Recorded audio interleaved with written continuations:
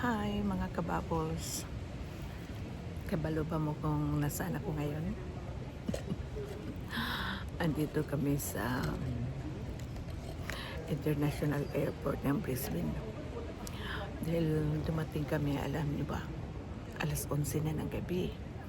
So, bibigyan ko lang kayo ng tip na hindi kayo gagasta, kaya lalo na sa mga nagbabiyahe na ilang oras lang ang ilang oras lang ang pagitan, then lilipad na naman kayo.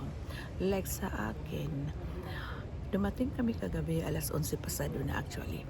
Tapos bukas ng alas 8.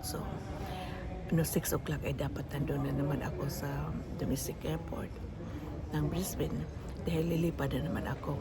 So, ang mahal-mahal naman kapag mag-hotel, di ba? So, ano ang tip? Dito lang kami sa International Airport nag-i-stay dahil, ito, tingnan nyo to. Yan ang mga dala ko. Ang dami. Ito, ready na ito bukas. Maliligo muna ako bago pupunta doon sa domestic airport sa isa ko na flight. Yan ang maganda dito mga kabubbles dahil ang mga CR ay ang linis-linis, tapos mayroong isang room na pwede ka maligo. Sa babae yun, iba naman sa lalaki. Ito, ready na ito. So, nakatipid na kami. Just imagine kung nag-hotel kami, ilang oras lang, mga 100 plus. Yung una naman, 200. Ang pinakamura na yan, 100 plus. Pero yung isa namin, 200 plus. Ang grabe. Tinitingnan ko, grabe naman.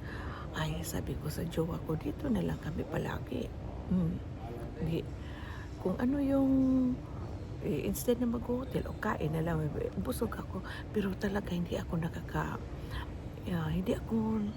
nakakatulog na. Dahil alam niyo naman pa kapag tumatanda na, yung natin tulog ay parang manok tutulog, tapos pag nagising ka mahirap na talang makabalik. Kanina may naka-check ako na Bisaya. Ayun, hindi na ako nakatulog pero sila natutulog. Iyan ang maganda dito.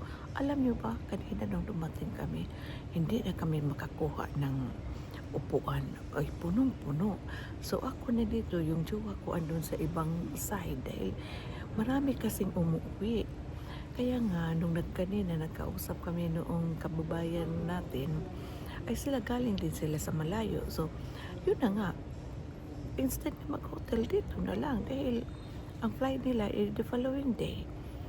At saka dala-dala mo yung marami mong bagay. Lalo nang mahirap.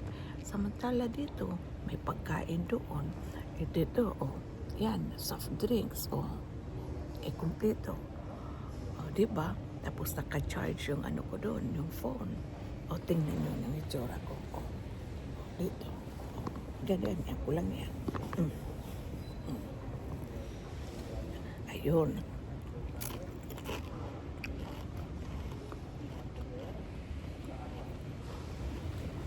So yan, mga kabubbles, kapag kayo ay nagbiyahe from domestic at saka may layover kayo, ay huwag nang lalabas sa airport. Dito na lang sa loob ng airport. Ang dala nyo na lang palagi ay ganito. Dapat may ka, dahil maginaw talaga. Tapos, yung ano bang tawag nito? Yung damit mo the following day ay naka-ready na siya. Sa isang malita ko lang siya.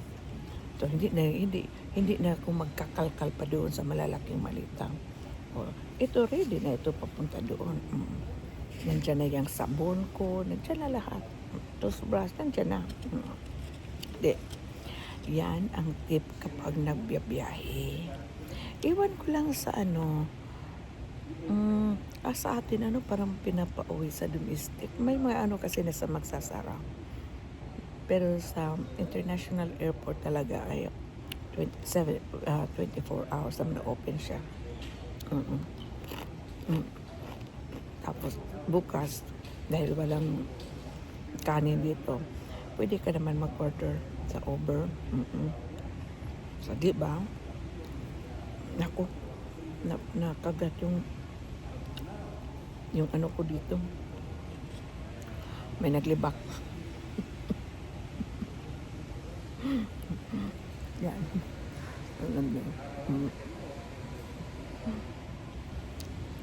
Nakatulog lahat. Mm.